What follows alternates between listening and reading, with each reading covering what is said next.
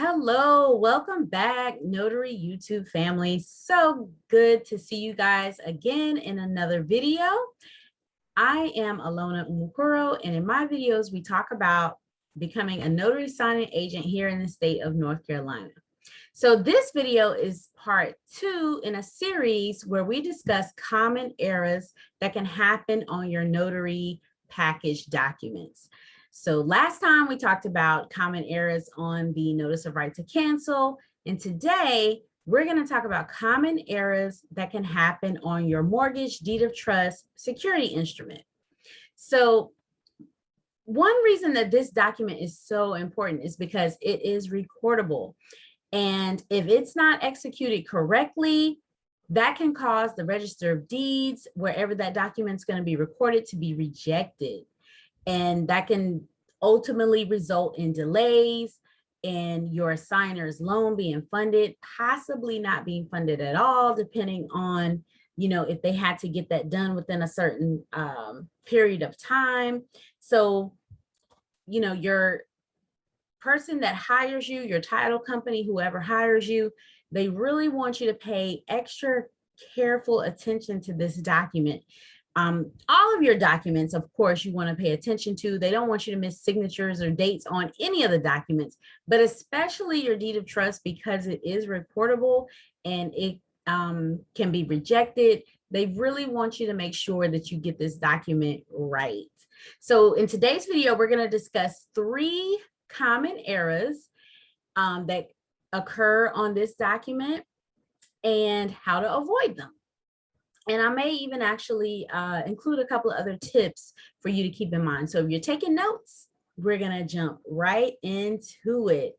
So let me start by sharing my screen.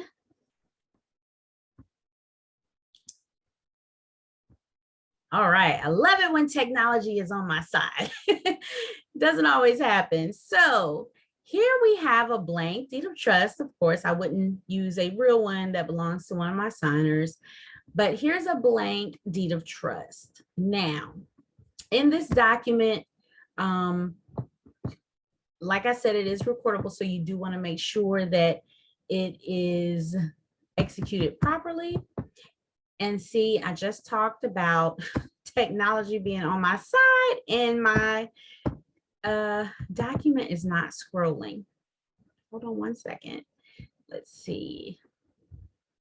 I think there's a little bit of lag between my screen share. I apologize for that. Hopefully we can get this up and running. Okay. So here on page 2, the first tip that I want to point out to you, this isn't necessarily a common error, but it is a tip.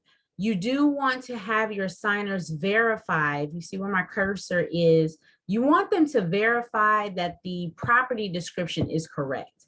I have had the experience where a signer's address was off by like a number, and they were able to catch it in time, and they were like, oh, this is not my address, this is actually my neighbor's address. And that would have actually been really bad, because that means they would have been signing incorrect property. It wouldn't have been their property that they were using as a security instrument. So you want to make sure that you ask them to just verify that the property that they are signing as a security instrument is correct.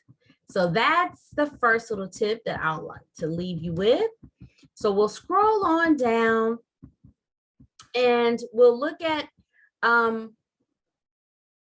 one common error. The first one, if you're taking notes, the very first thing that you want to make sure of is look at each page of your deed of trust and see if down in like the bottom right corner or either the bottom left corner, is there a place for your signer to place their initials?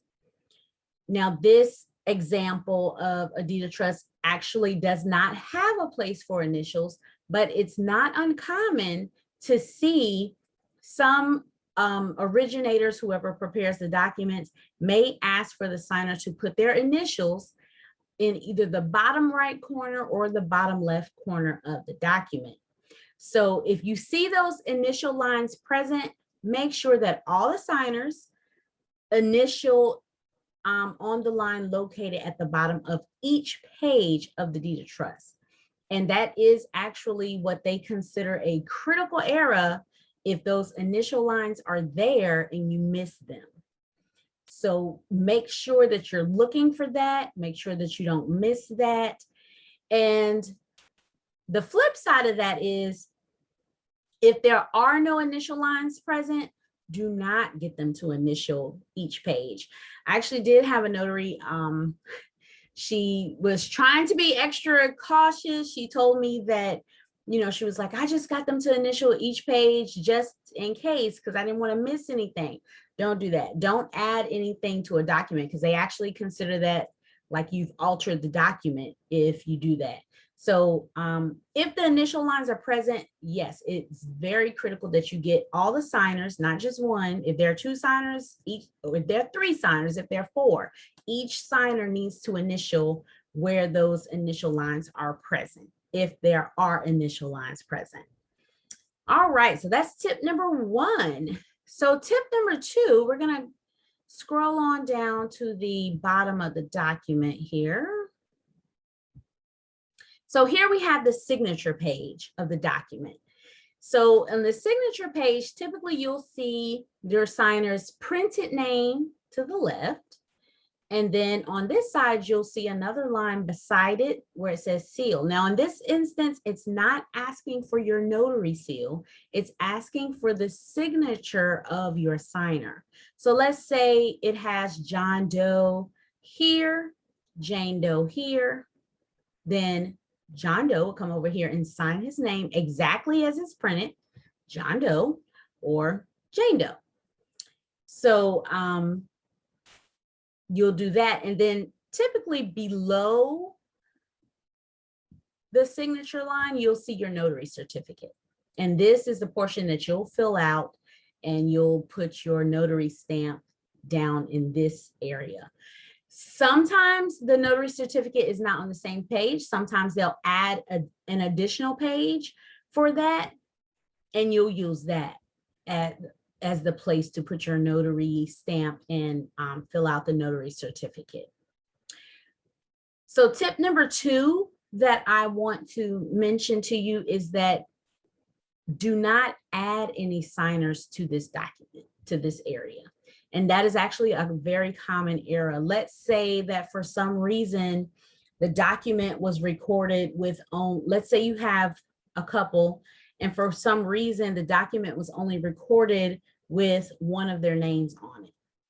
If that is the case, the one signer may say, oh, well, my spouse's name should be on here. I'm just going to write it in. Don't allow them to do that. Stop immediately and call the person who hired you and ask them, does that document need to be updated and got an email to you so that you can print it out and get them to sign it? Don't ever add any signers to the document. So if they're adamant about, no, this should have someone else's name to it, make sure that you call the people who hired you and ask and explain the situation of what your signer is bringing to your attention, and ask them, is that something that needs to be amended in the document? It's not uncommon that something may have gotten previously recorded, perhaps with a different name or only one name. And typically, in my experience, what I've had title companies say is if they will go ahead and sign it, once it's recorded, then we can amend it. But that's totally up to them. That's not your call. That's really up to them. So all you're going to do is relay the information and ask. But what you don't want to do is alter their document. You don't want to add a signer's name to it or cross a signer's name out either. Sometimes that happens. A couple gets divorced, but perhaps both names are still on the deed, and the other the person that you're signing for may want to scratch their name out. Make sure that you check with the person who's hired you to ask if any type of alterations to a document need to be made. So that's tip number 2. So And tip number 3 is just to make sure that you can ask them, a person's signature is their signature. You can't force them to sign a certain way, but you can ask them, you can just let them know, because this is recordable and we don't want your document to get rejected for any type of reason. Please make sure that it's legible. And they will typically ask that they sign their name exactly how they have it. Sometimes there may be an AKA. For example, let's say someone's name is, William, but maybe he goes by Bill, and perhaps they'll say William Doe, AKA Billy Doe.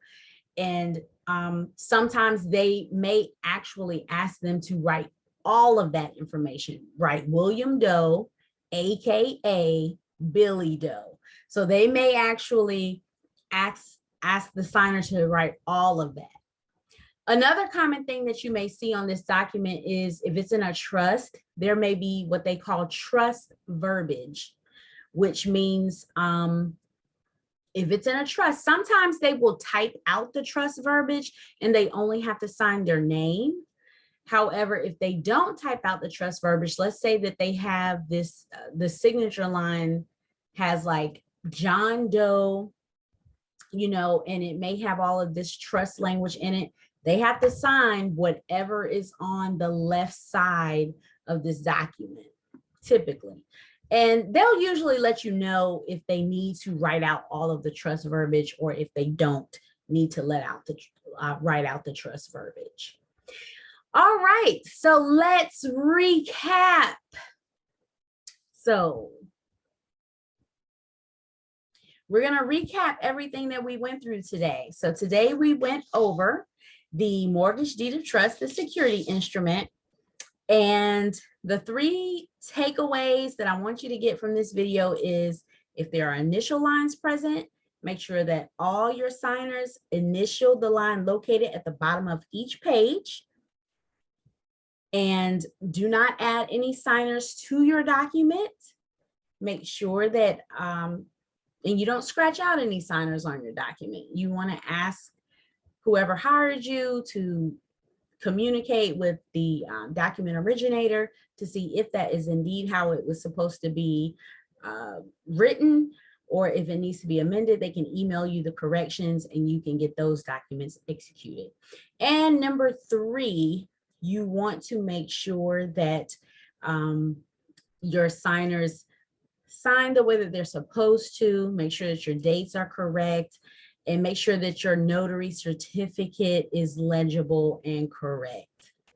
All right, if you guys found this information helpful, if you got some value out of this video, please do your part. I did my part by passing this information along. Do your part by hitting like, the notification bell, subscribe, and share. Sharing is caring. Share this video with a friend. And pretty soon we're going to roll out some plans to do a little live Q&A type session. I will keep you posted on that. But until then, I will see you in the next video. Thank you.